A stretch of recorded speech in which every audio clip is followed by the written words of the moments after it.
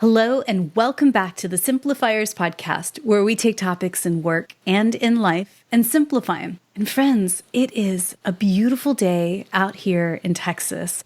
It is springtime. It's starting to feel a little bit like summer. And if you are thinking, like some women do, like I certainly have thought years and years and years ago, that thought is not very exciting because a little thing called diet culture that goes, oh, are you swimsuit ready? Because it's coming right around the corner. And then that leads you down a whole cycle of shame and guilt and gross and ugh. I want to stop that. Let's just stop that right in the track. You know, there is no body that's specifically swimsuit ready, like all bodies are swimsuit ready. And the other thing I want to talk about very openly, honestly, and simplified down is this concept of yo-yo dieting that we sometimes do. Like, let's figure out how to stop yo-yo dieting. So my special guest today, her name is Jovanka Ciares, and she is the author of Reclaiming Wellness and several other books. She's a certified wellness expert, integrative herbalist, a nutrition educator and coach, and she offers lectures and workshops all around the world. She's studied nutrition with the best-selling author T. Colin Campbell, PhD, at his Center for Nutrition Studies in partnership with Cornell University. And she's also studied herbalism and plant medicine. She's a native of Puerto Rico, and she now lives in Los Angeles. So I'd like to welcome to the Simplifiers podcast, Jovanka Ciares. Hey, Jovanka. How are you? Thank you so much for having me, Mary. I am so thrilled you're here. And let's just get down to the brass tacks of it. Like, why is it that we as women, and let's be fair, men do this as well, but maybe they just don't talk about it as much as we do. Mm-hmm. Like, why do we get so obsessed with yo-yo dieting? You know, I think our society has given us, we have had these surveys done to our younger generations. Mm-hmm. And by the time we come of age, we become young adults, we're all obsessed with the way that, you know, society wants us to look like, right? Like if you're not in a certain size, if you don't fit in a certain mold, then something must be wrong with you. Yeah. And more importantly, we start thinking that we cannot achieve happiness or success until we fit that mold. And that's a problem. And it's causing quite a lot of pain and harm. And we need to learn how to undo that damage for ourselves as professional women and the women that we are, the young people that we're raising to become amazing women in the future. For sure. You know, it's interesting. Earlier this season, in the whole month of February, we really focused in on our bodies. What makes me think of a recent episode was Autumn Shields during that month talking about how to say no to diet culture, what it is. And once you start to realize that it is so prevalent in our lives, you know, that there's a certain thinness that is valued over all things that I think becomes so damaging to our self-esteem, to our confidence, and I dare say to our decision-making. Because I think when I make bad choices about food or my lifestyle, it's when I push the proverbial big red F it button in the sky and I go, ugh, it's too complicated. I'm too busy. It's too blah, blah, blah, blah, blah. And that's when you make bad choices, right? It's also when you have a bad day, when you have been fighting with your spouse, when you've had a fight with your boss, when you've had a horrible commute. Yes. I mean, we have been indoctrinated. Our subconscious mind goes from fight or flight to I need something that will give me immediate satisfaction, that will make me feel better. Yes. Food being the easiest for us, right? Like, as opposed to doing other things that also give us satisfaction, like playing with our puppies or embracing our spouses or playing with our, babies. Instead, we go to the refrigerator and get that pint of ice cream. And but it's a cycle. It's a never-ending loop of I'm going to feel great by the rush of dopamine with the sugar. And eventually and very quickly, I'm going to have a down because now your brain is sending signals to your stomach. You don't have enough nutrients. This is sugar and it's great. I want a little bit more of it. And it keeps sending you signals and you keep feeling bad and you know that it's bad for you, but you go back to it because it gives you an immediate satisfaction. Yes. And that reminds me of like James Clear's book, Atomic Habits, right? So there's what's actually happening in our brain on a chemical level is the cue, the craving, the response, the reward. And I have found that anytime I've been craving chocolate or sugar or caffeine or otherwise, it's a quick dose. You think, oh, this is it. This is what's going to give me the boost. And then you come down after the high very, very quickly. And then you start the cycle again. But I dare say that cycle also is what drives many of us, me included, well in the past, I don't do it anymore, towards like yo-yo dieting. The cue is, disgust. The craving is, I want a quick fix. The response is some highly restrictive diet or some crazy, diet pill or something that is messing with your body in big, big ways. The reward is you might lose a little bit of water weight quickly, but then you gain it all back. There's got to be something better. Oh, absolutely. I mean, listen, every diet and any diet can help you get to where you need to get to because it's a math equation. It's a basic math equation. It doesn't matter what kind of diet you want to get into. If you restrict nutrients enough and or for a certain amount of time, eventually you will lose the weight.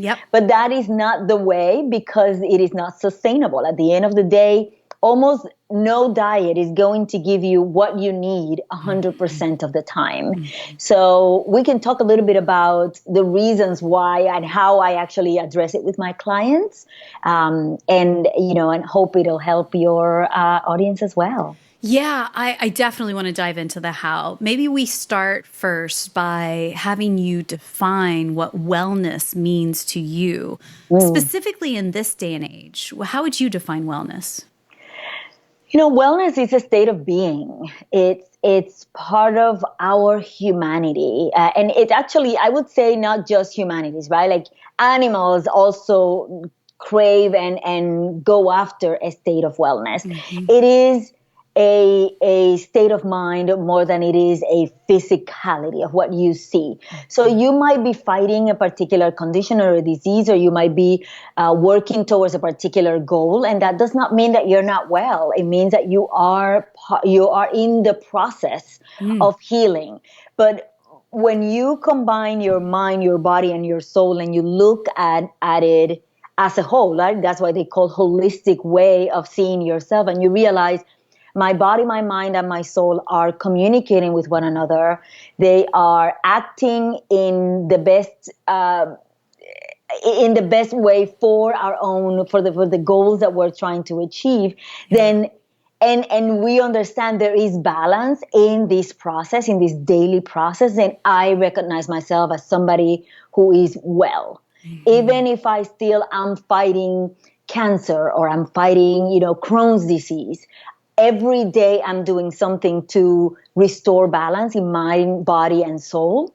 And that to me is perfection for this moment. And that is a state of wellness. Yes, yes. And, when you start to reshape your identity, then your choices that you make need to back up that identity. I think that there is something to that on a very, very deep level. And here's the rub, though, Jovanka, and I know I'm preaching to the gospel choir here when I'm going to say what I'm about to say. Here's the rub, is that why is it that people of color are rarely represented in the, billion-dollar industry of health and wellness out there?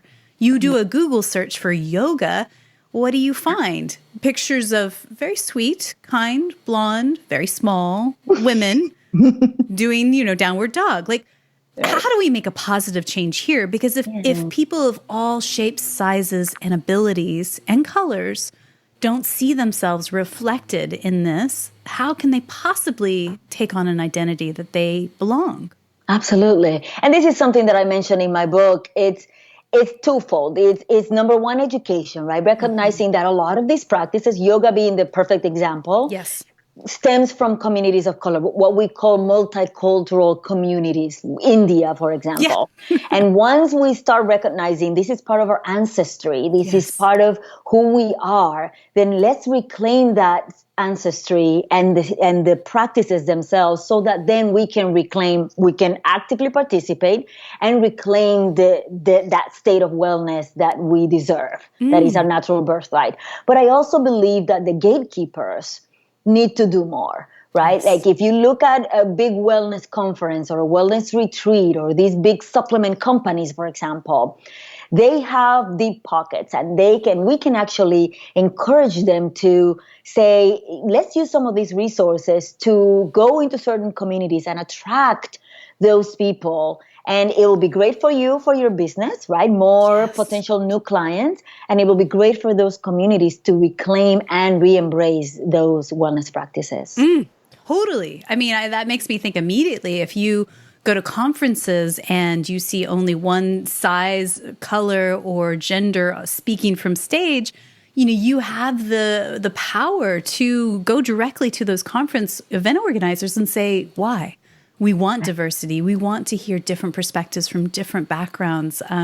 Same goes with your yoga studio or your dance studio or, the neighborhood, Facebook groups and communities. This is where positive change happens. Absolutely. So I'd like to read from your book, if you don't mind, because I think there's some beautiful things in here that build on what we're just talking about. This is from page 5 of your book. You say this: ideally, wellness is how we unlock and access the full potential lying within.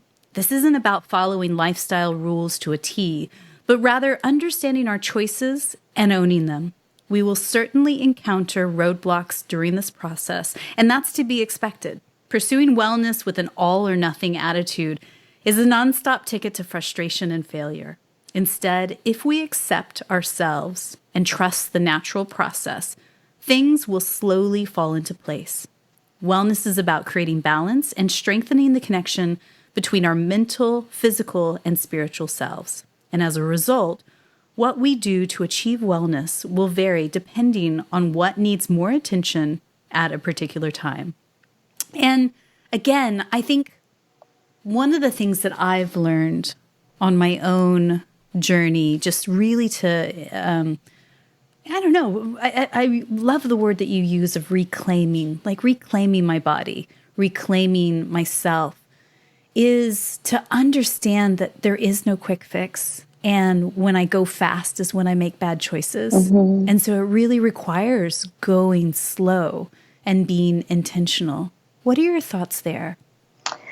Yeah, it's beautiful what you just said, and truly heartbreaking, right? We, again, going back to that initial thought of our society has indoctrinated us to believe that we need instant gratification. Yes. That's the reason why we want to go somewhere and get a pill that will get us to fill in the blank as quickly as possible. Yeah. But nothing, even though your body is in constant movement and constantly changing, nothing in our humanity happens quickly. Very few things happen quickly, right? Like even babies, who are the ones that change very quickly, still it takes them weeks to learn how to walk, right? And they fall and they fail over and over and over. But they don't have the indoctrination yet to feel like, oh, I'm a failure, I'm just going to stay down and never learn how to walk, right? And if we can only get back to that childlike belief system that, yes, our bodies are constantly changing, even the parts that we cannot see, we are constantly evolving, but we also are going to change slowly. You didn't get to being 30 pounds overweight overnight. You're not going to get out of it overnight. And so rather than focus on what we can see, let's focus on how we feel. Let's focus on our conversation, our internal conversation, which is one of the biggest problems when it comes to that concept of yo-yo dieting. Yeah, for sure. So let's talk about the how. And, specifically, I want to be really clear. When I was reading your book, I really, really appreciated this about what you shared, is that there's no good food and bad food. Like it's taking those labels off of food together. Because I think we tend to demonize the things that are on our plate and go, oh, we can't have that, or that's just a reward or whatever. It's none of that. Like, scrap all of that vernacular entirely. And knowing that more plant-based whole foods in our meal actually does give us that life-affirming energy and does help us in such big ways. So let's talk about that. Like, what are some practical ways that we can incorporate more plant-based whole foods into our meals, especially when it feels like we're really limited on time? That's a great question. So there's a couple of things to consider. Recognizing what you like is the first and foremost thing, right? Like, when you're making big changes, now all of a sudden you expect me to eat less meat and incorporate more things. That's one thing I have to change. And then on top of that, I need to eat more colorful stuff or more things that I consider, because I've been indoctrinated to believe that they're healthy but not tasty or not fun or not exciting or satisfying. Right. And then on top of that, you want me to do this at a larger scale, right? There's too many changes, and that could actually cause people to push back.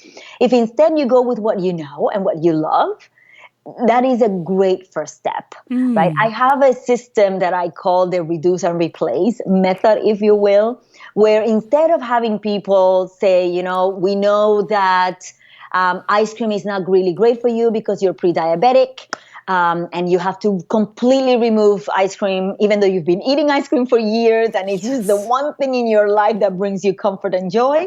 How about we just reduce that? Let's reduce that by 50% and replace that, fill in that void. Because when we remove things from our lives, whether it is physically, emotionally, or mentally, we leave a void.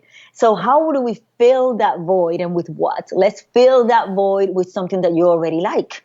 Say you don't like bananas, but you like apples, or perhaps you like this little, chocolate, raw chocolate things that are like low in sugar and they're like satisfying. Maybe we want to reduce and replace that way. Reduce the amount of ice cream and replace with something that we know is a little healthy. We try that for a few days to a few weeks. We notice how our bodies feel with every single change. We recognize it, we accept it, we embrace the change, we embrace the feeling, whether it is negative or positive, because they're all valid. Yeah. And then we move on and up from there. Yes.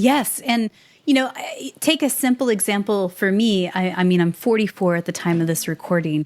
When I was a kid, I loved milk chocolate. Anything that came in a wrapper, I was all about, right? But as my taste buds have changed and as I've gotten a little bit older, I've noticed that milk chocolate just feels a little, I don't know, not right. And I've just gone down the scale to more and more all natural or darker kind of bitter chocolates. And that's such a silly example, but that is an evolution of choosing, reducing one, replacing with another. And the funny thing is when you move to a darker, like an 80 or 90% chocolate, you don't want a whole bar. You just want a little nibble of a taste. And I find I love chocolate as like a tiny bite with some fresh blueberries as well. Like the balance of those twos or raw almonds or things like that. That's sort of what you're talking about there, right? Absolutely. And that's my go-to. It's like the high chocolate cacao raised with raw almonds. Because so slowly but steadily, your brain will still understand, I'm still getting that rush of dopamine. Yes. I am getting all the fabulous happy hormones, serotonin, and all kinds of other hormones that the chocolate is actually causing your body to secrete. So even if you may not feel great in the moment, know that there's change that's happening that might be slow moving, but there is something amazing happening inside your body. And perhaps the first day you're going to be like, I just want to have the whole bar. But if you do that day after day, at the end of, say, a 10-day period, you might notice, I haven't noticed that I need it, or I'm craving that whole bar. I mean, just a little square is all I need. Yeah. And that's another thing that's important. Change doesn't have to be aggressive, right? Not everything has to be, I took caffeine and I'm waking up. It doesn't have to be a push. It could be just a lift. It could be just like a grandmother's hug from the inside out. I love that as a visual too, because I think, again, when I think about restrictive dieting, I think of very stern army general, and there's the undertone of you're doing it wrong, so just give up now. And I think that's goes at play when we're making decisions and putting things into our shopping cart and at the grocery store, or deciding to cook dinner, or ordering something on an app to immediately get to you.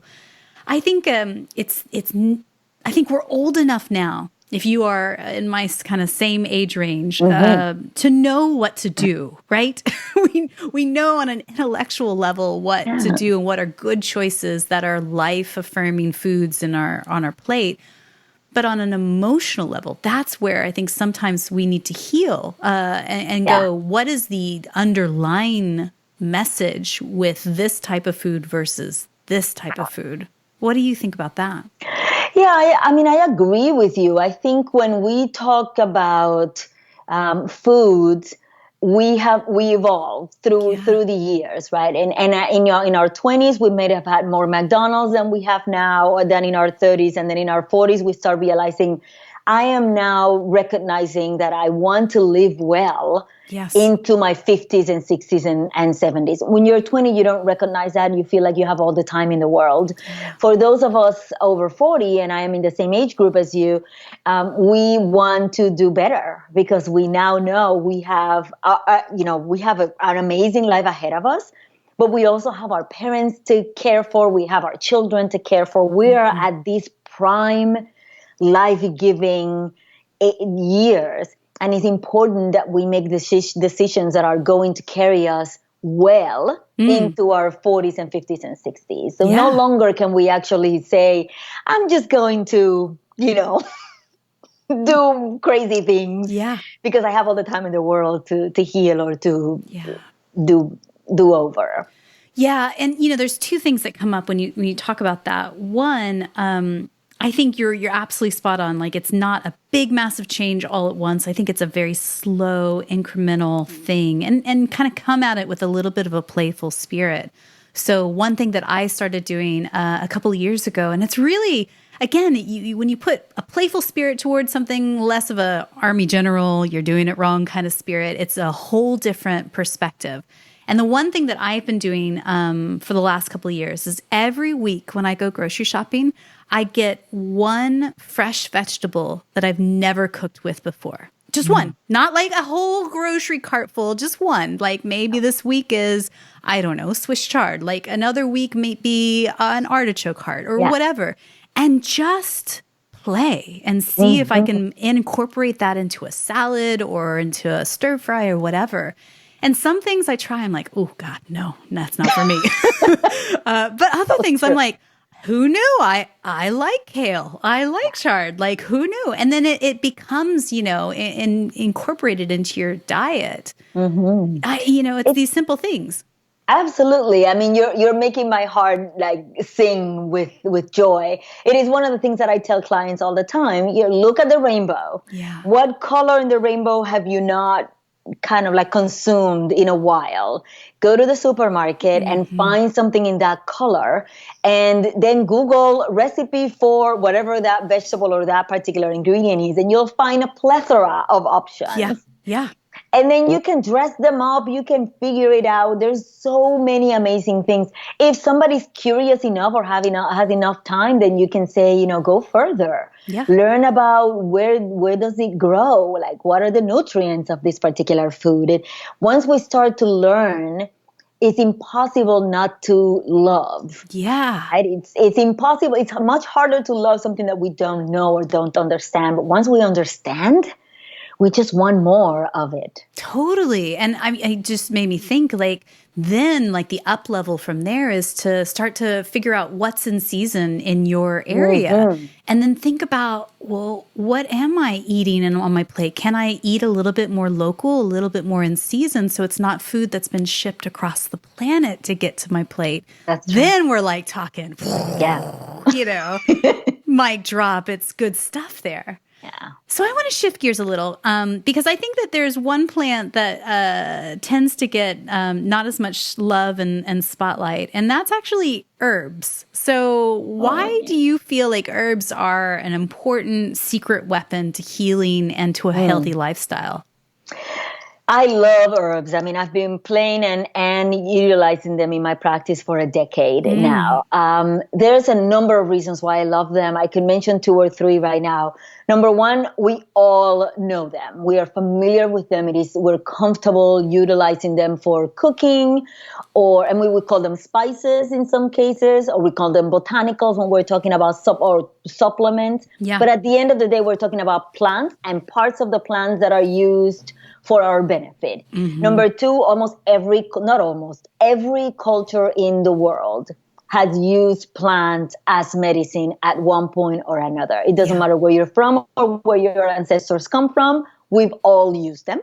And number 3, and going back to that argument that we need that instant gratification, very few things other than herbs, in my experience, can actually help people feel better relatively quickly.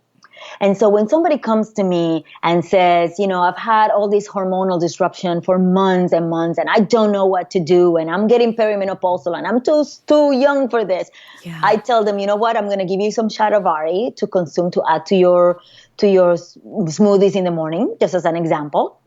And they come back to me 3 weeks later and says, oh my God, I feel like I haven't felt in weeks or in months.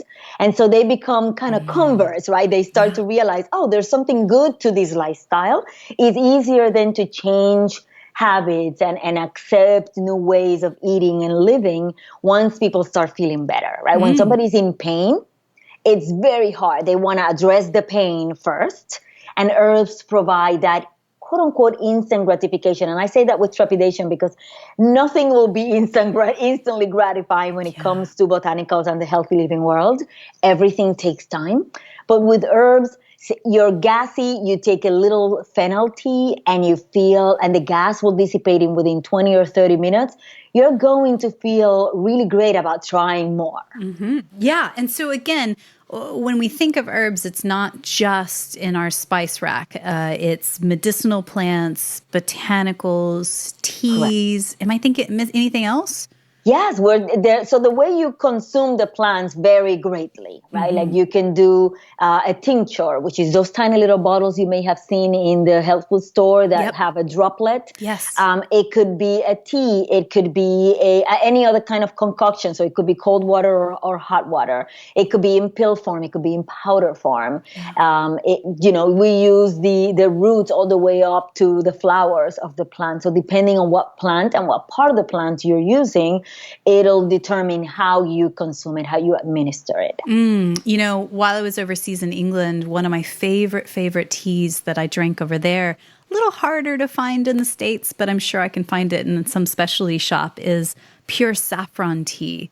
And it was so tasty because it's a calming tea. It really helps if you have stress or anxiety, but it was a beautiful tea that didn't have a lot of caffeine or any at all, I don't think. That I just loved over there. Yeah. And saffron is considered one of the kings of the herbal world because they're very expensive, but it's also incredibly potent. There's a million others out there for almost everything that affects the human body. There will be one or 2 dozen plants that will help you. So if something doesn't work for you, try something else until you find the one that actually works well for you. And I think that's, again, with a little bit of a playful spirit, you find your local Indian market or Chinese market where you can find some beautiful imports of things that are just magical and slightly scary, and you give it a go, right? And not everything's going to taste exactly to your taste level, but I think that's where you can start to incorporate new things and try working a little bit outside the box to expand your palate. Absolutely. And if you feel like a little bit of trepidation about it, start with the ones that we call spices, right? Like the culinary ones that you find in the supermarket. Yep. For ingestion, and then use the other ones for topical purposes. Like you can buy a salve to put on your bruises or your cuts and bruises, and then you can start, playing with the herbal world that way. So you don't have to go all out into the very complicated ones that you might feel a little bit scared of, and then take it from there. I remember a couple of years ago, before COVID, my friend Julie in England did these foraging nature walks where she would take us into these beautiful forests in the middle of nowhere, England, and we would forage for wild garlic. And I'm like, what? You could just grab a thing out of the ground and start eating it? Like, it blew my mind. And wild garlic, if you've never seen it before, looks nothing like garlic. Nothing like it. It's just this big green weed. And she picks one out, and I'm like, what are you doing? Like, that doesn't look like garlic. And she's like, no, wait, taste a bit of it. And we learned how to bake it in fresh, all natural bread. It was amazing. Oh, incredible. Changes your world. Yeah. And again, I think that's what it is. It's expanding your perspective of what's possible. And then you realize like, oh, actually, when I do listen to my body, when I do hear what she or he or they want and need, then you start to realize that very rarely does it want prepackaged fast food or things that are high fat and very high sugar that are meant for cravings, quick cravings, in a long-term kind of way. I just start to, that seems less satisfying for me over time. Yeah, it takes on average 21 to 28 days for our taste buds to change. Not just habits to change, but our taste buds. But if you try it slowly but steadily, right? You don't need to completely give up your potato chips, but you are allowing your taste buds to be excited about something other than potato chips. Yes. You will still enjoy them, but you will also enjoy so many other things. Yes. And in your book, you've got a thing called the Reclaiming Wellness Method. And the whole book goes through 7 different wellness practices. I highly encourage you guys all to take a peek at this book because I think that there's a lot of new things in here that I've not really heard in this way, shape, or form. And one of those things that I thought was quite surprising was music and community.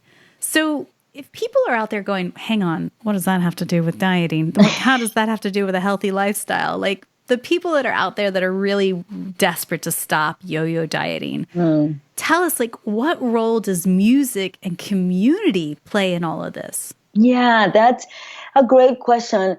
Look, music is the one series of sounds or the one wellness practice that we've been practicing since we were in utero, right?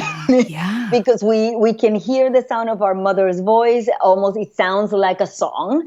And is one of the few things that affect almost all of us. And changes our state of mind. Yeah. We can practice music, right? Whether it is enjoying it, listening to it alone, but the vast majority of us embrace it in community, whether it is because you listen to it in the radio, or somebody told you about it, you talk to your friends about it, you go to a concert, you learn to play an instrument.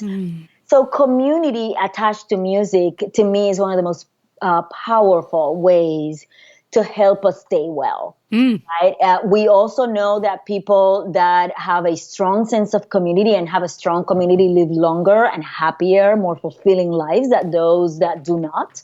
Yes. So when you have the ability to communicate and truly emote, express your emotions, express your frustrations, have somebody there to be an accountability sort of grounding cog for you while you're making big changes in your life, your chances of surviving, thriving, and succeeding at those changes will exponentially increase. Yeah. And, that just made me think of a part in the book that page 123, you talked about author Dan Buttner's book, Blue Zones, and this is so fascinating to me. So there are 5 regions that are what are called the top blue zones, where people tend to experience a higher quality of life. Now, if you're listening and you live in one of these 5 places, well done you.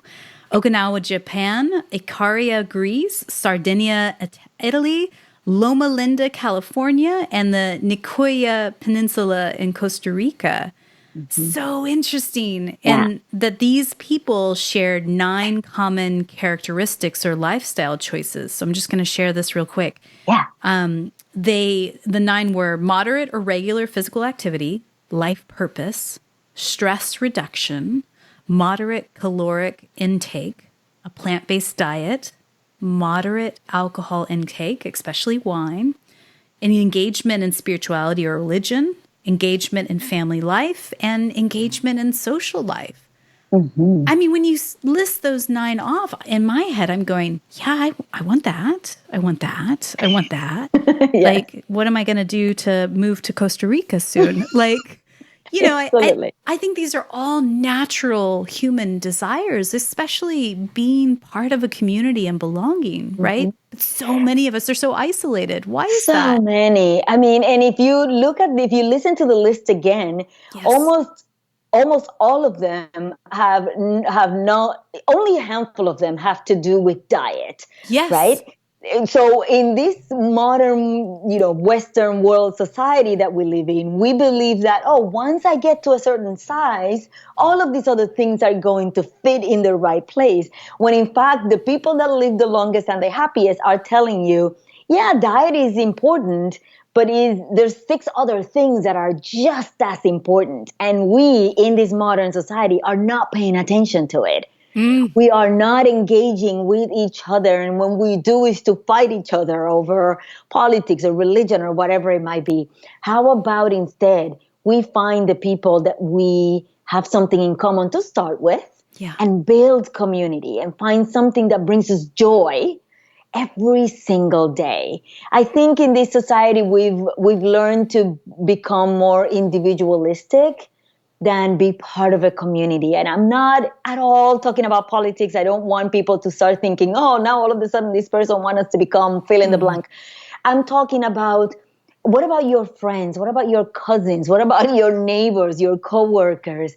What do you have in common with these people? And how can you help each other, especially in times of need, but also when you're all happy and joyful, and find ways that bring you joy more days than not. Yes, preach, 100%.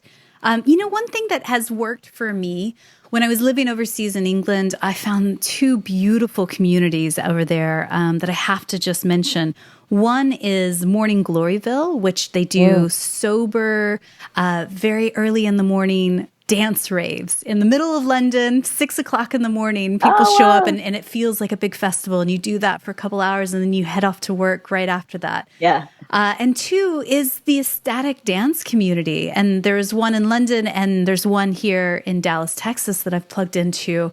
And ecstatic dance, if you've never done this before, anyone that's listening, I just encourage you, write that down on a piece of paper and Google it later. It's incredible.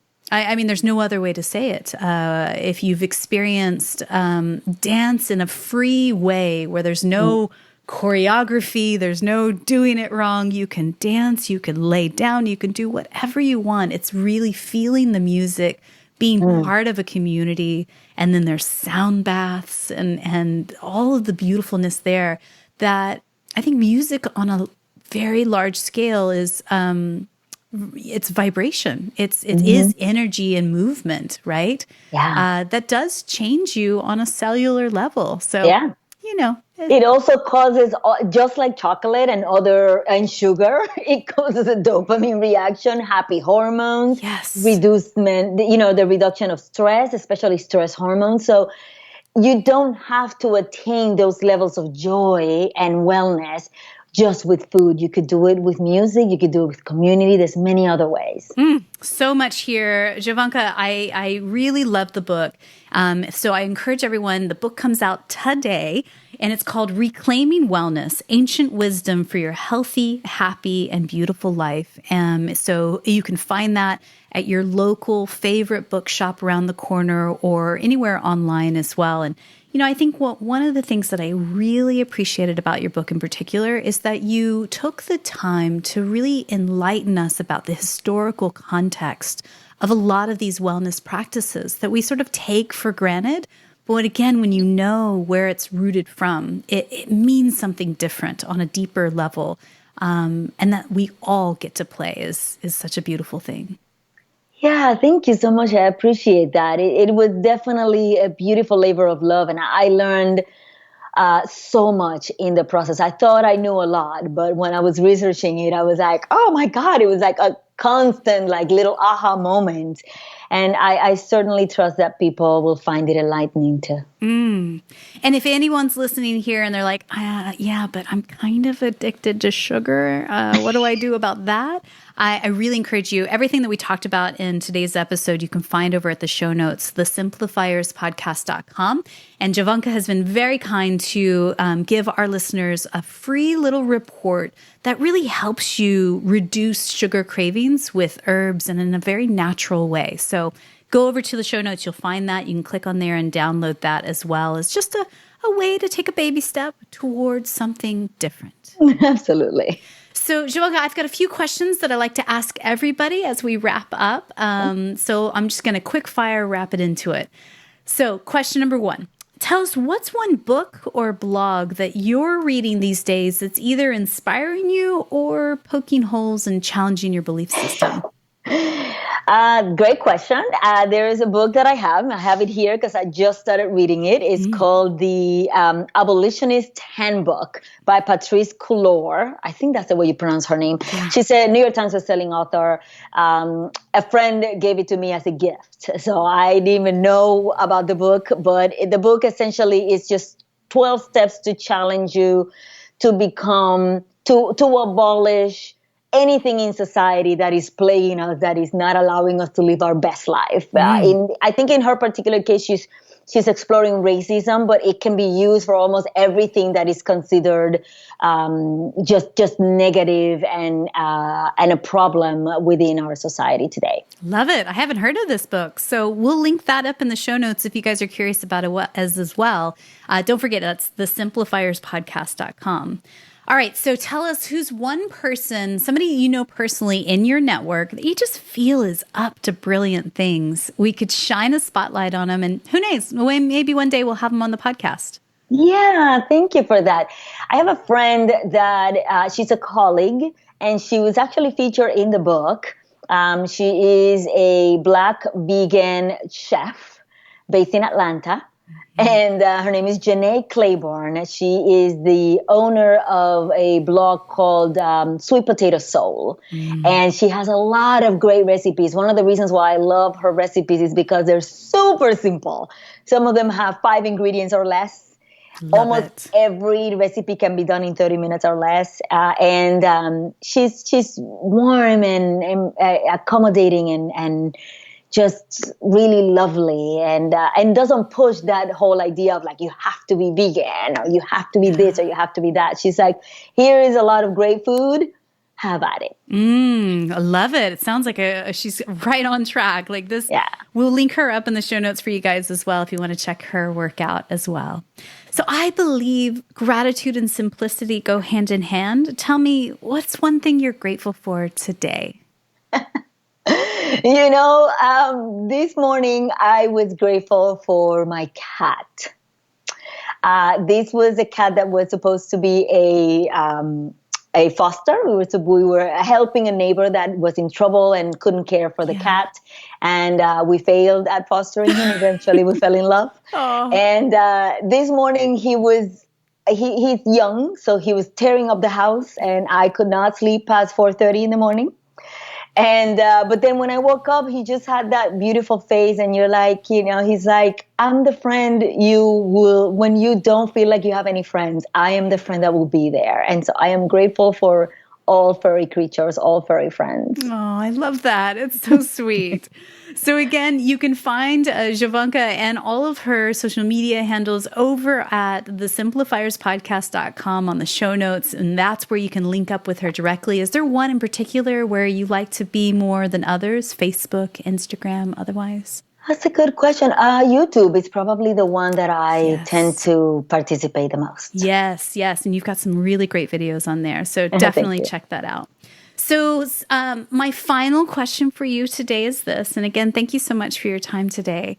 Someone somewhere is listening to us right now, and she's thinking, yeah, I don't know. This sounds like a lot, and I don't know how to make a big change. I've tried a bazillion things. I just don't think that this is right for me. She's feeling a bit discouraged. What's one thing you could whisper into her ear right now just to encourage her in this moment? That's a great question. I would either remind her or let her know that her body is a universe as incredible and vast and exciting and unknown as the universe that we know out there today. She's unique. She is special. And she does have the answers within her. She might need a little bit of guidance getting through and maneuvering through the world that we know today, but the answers are already within her, and she will get there. Yeah, you're doing enough. You're doing great. Keep going. Yeah, you are amazing. Jovanka, thank you so much for your time today. Big love. Thank you so much for having me. This was a lot of fun. Thank you.